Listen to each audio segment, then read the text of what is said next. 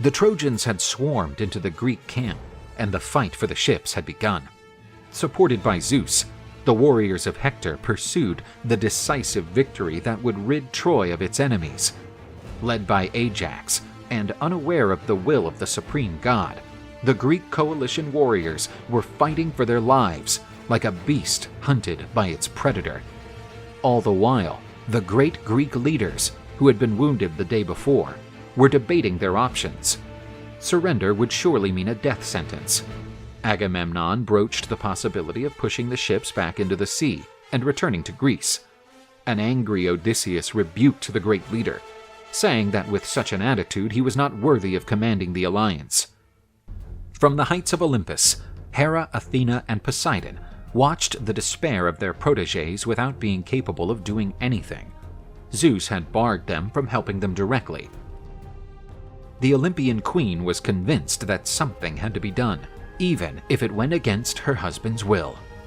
The goddess knew she would not succeed in changing her husband's will through reason. Instead, she decided to act using the ways of Eros and Aphrodite, wearing her most beautiful robes and pouring over her body the finest perfumes. But she knew she needed another artifact, the belt of Aphrodite, which made the goddess of love irresistible to any man or god. The queen got Aphrodite to lend her her belt, without revealing the intent behind it. After all, the goddess of love was a Trojan ally. Hera went to Mount Ida, from where her husband commanded war. He was impressed to see how exquisite and seductive his wife was.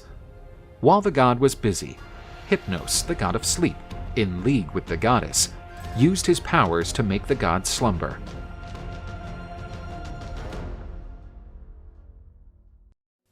Without the supreme god's hindrance, the gods allied to the Greeks were free to provide aid to their protégés. With Zeus now off the fight, Poseidon sided with the Greeks and had inspired them with uncanny bravery that stopped the Trojan advance. The Achaeans struggled to defend their ships as if these were their true homes. Hector threw his spear at Ajax the Great, hoping to knock out the Greeks' resistance. But, as if deflected by the gods, Hector's spear skimmed across Ajax's chest without doing him any damage.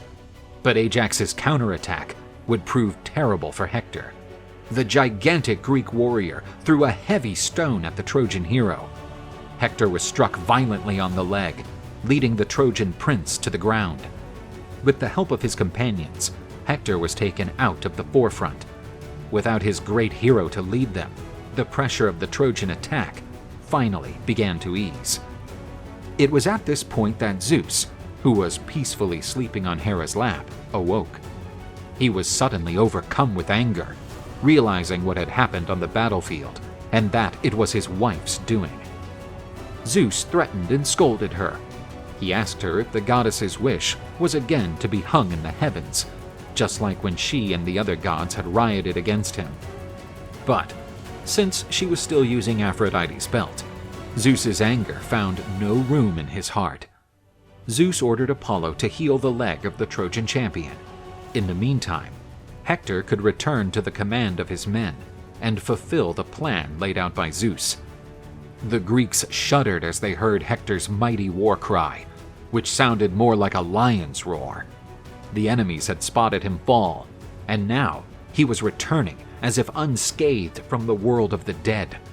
While the Greeks ceded land to their enemies, Patroclus, in Achilles' tent, begged the greatest hero among the Greeks to put aside all the humiliations he had suffered and help his decimated compatriots. If that was his men's wish, Achilles said, then Patroclus could put on his armor and lead his valiant Myrmidons against the Trojans. While Patroclus was putting on Achilles' armor, his friend gave him one last piece of advice.